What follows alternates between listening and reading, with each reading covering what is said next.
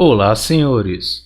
É bastante comum encontrarmos camaradas carentes de atenção feminina, desejosos de encontrar um ser de luz que lhes dê carinho, atenção, sexo de boa qualidade e principalmente amor e fidelidade. Como isso não é possível para a grande e esmagadora maioria dos homens, esses camaradas começam a querer cometer suicídio, se martirizar pelos quatro cantos do mundo, jogando a culpa do infortúnio deles totalmente na sua genética. Se vocês estudarem a biologia por trás dos relacionamentos entre os sexos, vocês entenderão que existem machos provedores, machos reprodutores e machos provedores e reprodutores.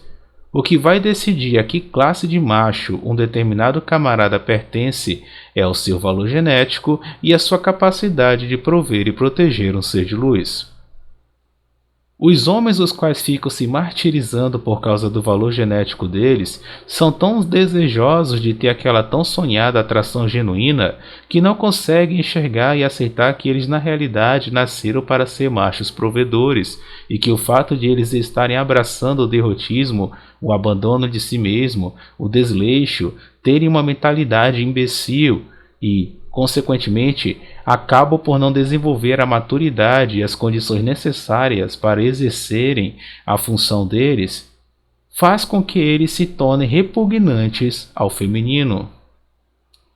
A paixão feminina é interesseira por natureza, e tinha que ser assim, pois a vida do ser de luz e de suas futuras proles sempre dependeram disso. O dimorfismo sexual não permite que os seres de luz sejam naturalmente seus próprios provedores e protetores. Mesmo as fêmeas que se dizem empoderadas e independentes não deixam de procurar por homens que tenham boas condições de prover e protegê-las.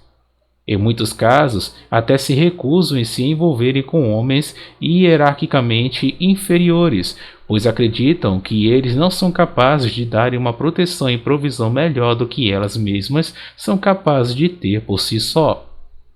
Muitos homens acham que isso é simplesmente mau caratismo, mas tem fatores biológicos nisso.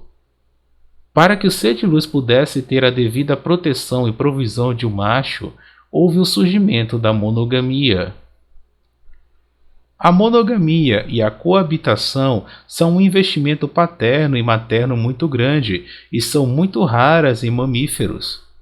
De acordo com Kleiman, em 1977, apenas 3% das espécies estudadas até aquele momento apresentam esse tipo de relacionamento. A maioria dos mamíferos não permanecem juntos após copularem e os machos oferecem apenas o esperma. Já os humanos aparentam ser os únicos mamíferos que os cuidados com as proles são feitos por ambos os sexos. No geral, os seres de luz fazem o maior investimento pelas suas proles do que os homens. O sucesso reprodutivo masculino tende a estar limitado ao número de cópulas que ele consegue ter em vida. Já o sucesso reprodutivo feminino está ligado à quantidade de gametas que um ser de luz pode conseguir produzir e o cuidado com a prole. Os machos tendem a competir pelas fêmeas e elas escolhem o melhor entre eles para a reprodução.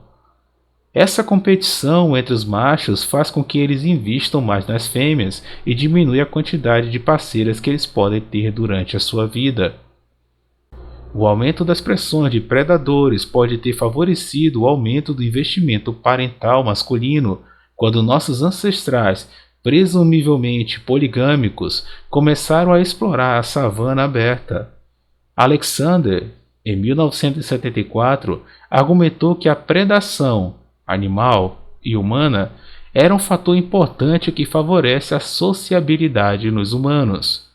Os babuínos e macacos terrestres mantiveram a poliginia com pouco investimento parental masculino. Apesar da predação por grandes predadores, outras forças seletivas que favorecem o aumento do investimento masculino estão sendo examinadas até os dias de hoje. Orians, em 1969, disse que a monogamia é um sistema de acasalamento predominante em aves e também é comum em mamíferos carnívoros. A poliginia é mais prevalente em mamíferos herbívoros. machos mamíferos herbívoros podem fazer relativamente pouca coisa para ajudar as fêmeas a criarem seus filhotes, enquanto os machos carnívoros e pássaros machos podem ajudar caçando e trazendo comida para os jovens. Campbell, em 1974, disse que a comida da maioria dos primatas não humanos, como insetos, sementes ou folhas, vem em pequenos pacotes, e isso pode limitar o potencial de um macho para o investimento parental. Isso pode explicar parcialmente a ocorrência de poliginia como o principal sistema de acasalamento dos primatas. A evolução da caça pode então ser vista como um desenvolvimento importante que aumenta a capacidade do hominídeo masculino de investir parentalmente. A caça nos hominídeos provavelmente teve origem nas atividades necrófagas do Australopithecus e aumentou gradualmente em complexidade e importância. O aumento do tamanho do cérebro representa um problema para o ser de luz. A tendência para adultos com cérebros maiores também produz bebês com cérebros maiores, o que exige um canal de parto mais amplo na mãe. A tendência ao bipedalismo, por outro lado, estabelece a seleção no sentido oposto, sendo necessária uma pelve estreita para uma locomoção bípede e eficiente. O resultado do choque entre essas duas forças pode ter sido o nascimento de crianças numa idade estágio imatura de desenvolvimento em comparação com o de outros primatas. O cérebro de uma criança humana tem cerca de 1/4 do tamanho do cérebro de um adulto, enquanto o cérebro do macaco é metade do tamanho adulto ao nascer. Os filhotes de macaco são capazes de agarrar-se aos pelos da mãe logo após o nascimento, e a mãe tem movimentos relativamente irrestritos. Os bebês do Australopithecus eram provavelmente mais precoces do que o dos hominídeos posteriores, pois o cérebro ainda era relativamente pequeno e permitiria o nascimento de bebês em um estado mais maduro. Como o tamanho do cérebro aumentou durante a história evolutiva humana, a seleção favoreceu o nascimento de bebês incapazes de se mover por si mesmos logo após o nascimento e com uma grande dependência da mãe. Assim, a tendência de ter proles cada vez mais dependentes limitou a capacidade da fêmea de se alimentar sozinha e aumentou a necessidade do investimento paterno na prole.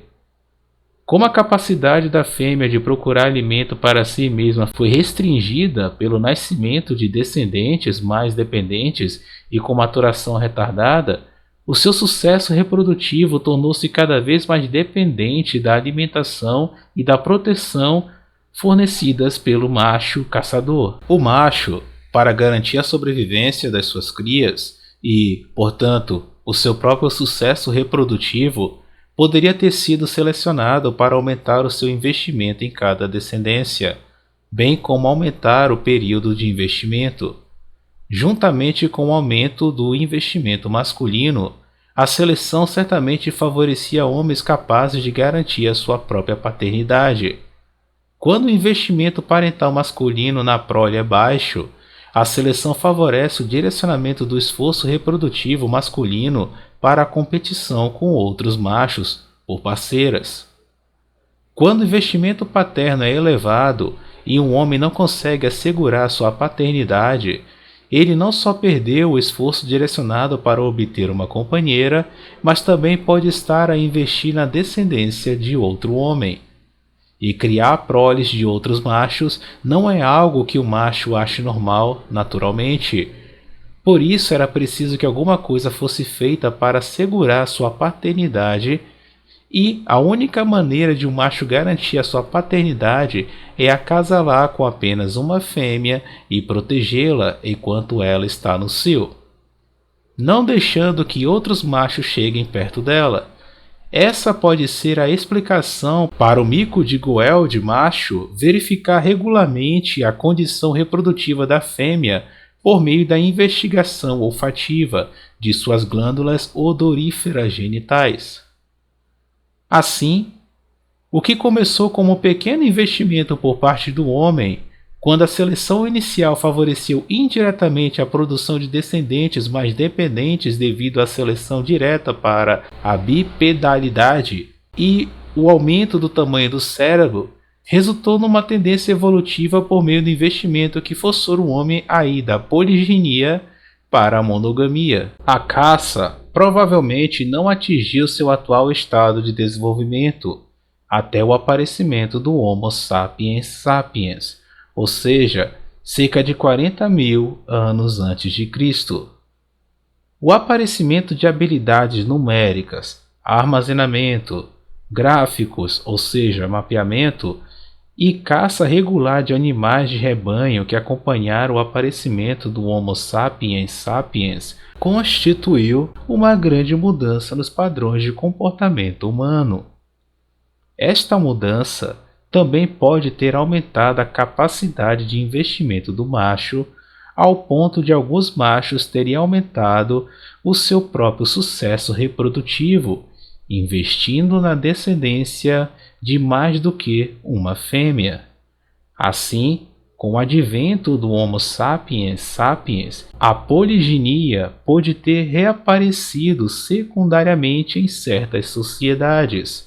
A poliginia que surgiu com o advento do Homo sapiens sapiens é a poliginia do harém com alto investimento parental masculino e, portanto, é diferente da forma da poliginia que foi apresentada como um sistema de acasalamento no Australopithecus.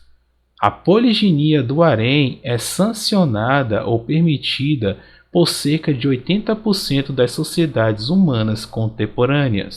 Outros eventos na história humana mais recentes podem ter contribuído para a evolução da poliginia secundária em humanos.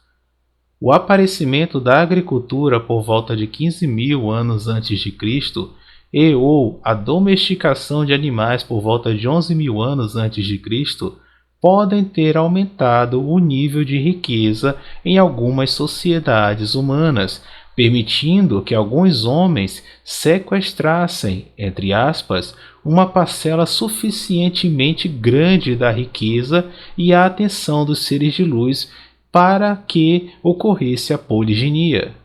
Eis o surgimento dos homens de elite, os donos de toda a real atenção dos seres de luz.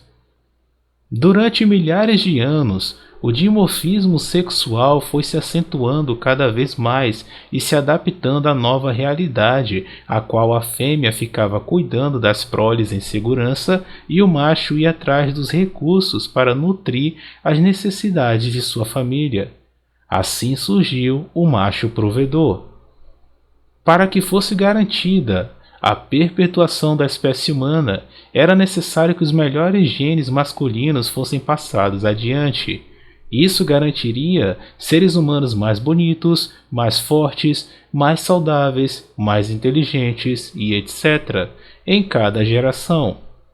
Entretanto, nem todos os machos provedores tinham as características que expressavam boa genética, então algo deveria ser feito. Surgiu então a ocultação da ovulação das fêmeas humanas, a retenção dos genes masculinos e a transferência deles para a nova prole. Assim, elas poderiam buscar os melhores genes masculinos sem perder o suporte do macho provedor e potencializariam o investimento do macho provedor nelas mesmas. Esse foi o surgimento do macho reprodutor, ou seja, o macho que é procurado por causa dos seus genes, mas não tem preferência para relacionamentos de longo prazo, o homem de alto valor genético. Independentemente do valor genético do homem, se ele for da elite, ele poderá ter seu próprio harém. O fato de um macho ser famoso e ter posses dá a ele esse poder de um macho provedor e reprodutor ao mesmo tempo. A fama e o poder mostram para as fêmeas que aquele macho é especial, que ele é desejado por outras fêmeas, porque ele é um macho incrível e poderoso. Por isso que ele merece ter seus genes passados adiante. Não é à toa que as melhores fêmeas, ou seja, as mais belas e neotênicas, são monopolizadas por esses caras. Um fato que os senhores devem ter em mente é que nenhum dos três tipos de machos tem a garantia de que suas proles não terão genes de outros machos, e muito menos a garantia da fidelidade de suas fêmeas.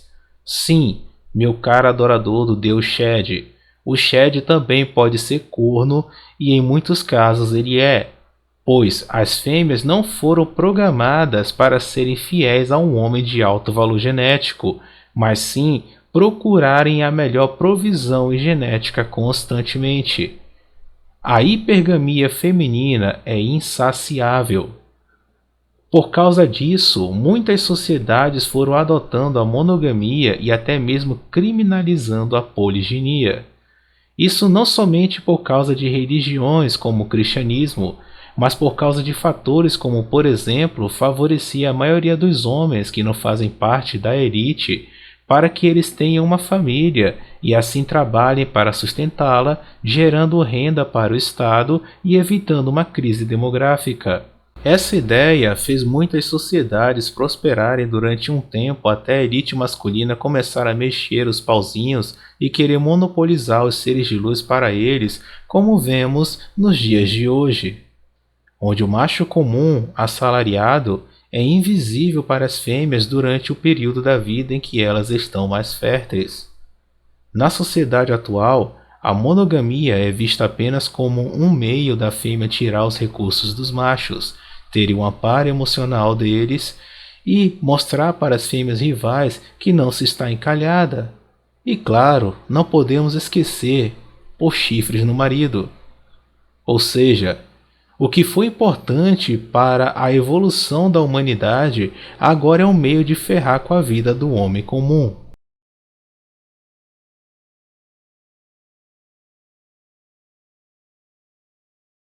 A monogamia tem a sua importância na evolução humana. Ela é mal vista por muitas pessoas porque o ser humano não é um ser biologicamente monogâmico. A infidelidade genética sempre foi uma realidade humana, e mesmo assim foi necessário a adoção da monogamia como um meio de ajudar as novas proles humanas a sobreviverem. Senhores, a monogamia nada mais é do que a garantia de uma fêmea ter provisão e a proteção de um macho em detrimento do sucesso sexual deste último, e a tentativa de garantia de paternidade dele. Ela não existe para que um casal viva um romance e seja feliz para sempre.